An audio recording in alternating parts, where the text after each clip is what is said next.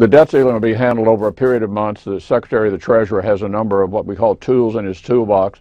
I made it very clear after the November election, we're certainly not going to shut down the government or default on the national debt. We'll figure some way to handle that, and hopefully it might carry some other important legislation that we can agree on in connection with it. Senate Majority Leader Mitch McConnell seen last Sunday on Face the Nation from CBS News, hoping there's some sort of solution. He would term it a painless solution to the debt limit. Mitch is promising to raise that limit, of course, without threatening a default or showdown, and that sets a lot of conservatives' teeth on edge because this debt keeps going up. Larry Elder remains with us from Newsmax LA and Skyping in from Virginia, one of the wise men of the conservative movement historically and right now, too. He's the chairman of conservativehq.com, our good friend Richard Viguerie. Richard, welcome back to our program. Is there anything, any conservative initiative that Mitch McConnell could add to a debt ceiling vote that would help assuage the conservative base?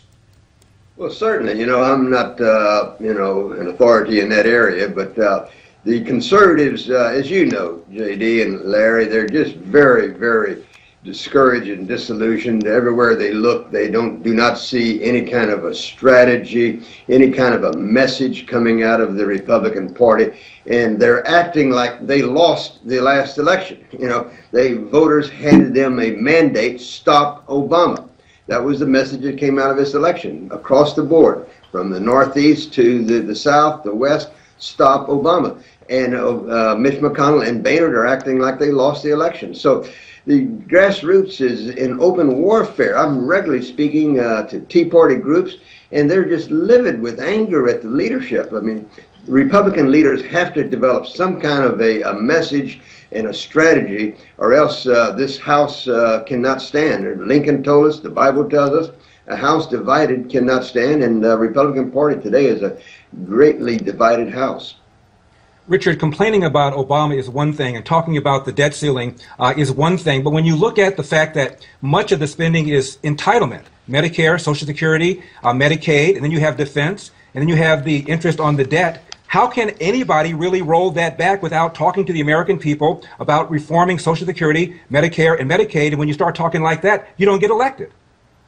Well, I'm not sure I agree with you with that, Larry. I think that there is a way to reform Medicare, Medicaid, Social Security without touching anybody that's in the program now or about to, be in the program. You talk to most 20-year-olds, they don't think they're ever going to get Social Security, and they're right. So you can, if you talk as a united party to the American people, they will understand the need to reform it. Not today for those in the program, but in the out years, those are people who are 20, 30 years old, they will listen to us, and it'll be, that's what a governing party does. They plan for the future, not just for the short term. And I think the American people are ready for some honest conversation from somebody in politics. Gentlemen, about 4 minutes remain in our time for conversation. You were talking about Social Security, Richard. Let's talk about job security for Speaker John Boehner, because that rift in the House that you made mention of is real and it's profound. For example, my old colleague Steve King of Iowa says that the Speaker canceled a diplomatic trip Steve King had planned after the Iowa Republican opposed that so-called clean DHS funding bill. And Steve says this move was clear retribution. How is John Boehner going to be able to mend this rift if he continues to, quote, punish conservatives, Richard? I don't think it can be mended, quite frankly, with the present leadership. J.D., I've said for many years now, Republicans and conservatives are like the biblical Jews who had to wander through the desert for 40 years until that generation of failed, flawed leaders had passed from the scene. conservatives are not going to get to the political promised land until we get new leadership. And that's not going to happen probably until the 2016 election. But I've been around, as you pointed out earlier, 50 plus years. This is the most promising time for conservatives in those 50 years. I think we're close to winning, and as I've said many times, it's a primary stupid. And if we get some new young conservatives up here, I think we're going to get some new leadership sooner than later. Because I don't think you can talk to or communicate with the old bulls, Mitch McConnell, John Boehner. I think they are determined to grow government, and we're just going to have to elect enough conservatives to replace them in the coming years. Richard, there are a lot of Republican candidates for the presidency that we think may run. Who is your favorite person, if you had your druthers, who could lead the Republicans out of this wilderness that you speak of? Let me tell you, rather than a person, Larry, a category. I think you want a governor. Americans are tired of this administration with a senator who had very little experience. Most of the time, American people like governors. I think you need a governor. You need to remember Ronald Reagan's geniuses. In the 1970s and 80s, there were three main elements of the Republican voting bloc: economic conservatives, cultural conservatives, foreign policy conservatives. You need a candidate from the governors that are going to unite those three elements plus one additional one, and that is the Tea Party. And so you want a governor, and there are any number of them, people like Sam Brownback, Mike Pence, Scott Walker, Bobby Jindal, any number of good Republican governors that could unite those bases.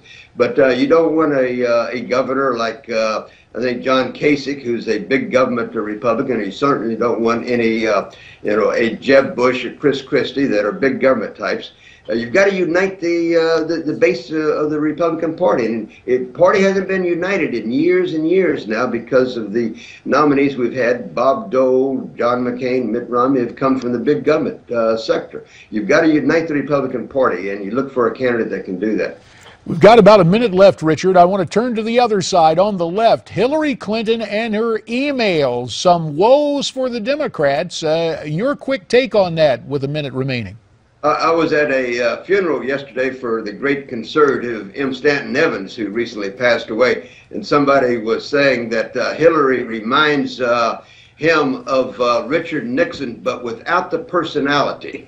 And I'm concerned, JD and Larry, that we're enjoying the problems that Hillary and Bill find themselves in here, but I don't want to cause her too many problems right now, because we want her to be the nominee, and I'm afraid if things get much worse for her, the Democrats are going to throw her overboard and go to somebody that's new and maybe shiny and to the American voters there. So we want to keep Hillary around here. We don't want to lose her as the nominee. I think. Well, all right. Somewhat surprising, but in retrospect, I guess a reasonable request from Richard Viguerie. Richard, we thank you for your time. Up next, Ted Poe, following this Newsmax Now update.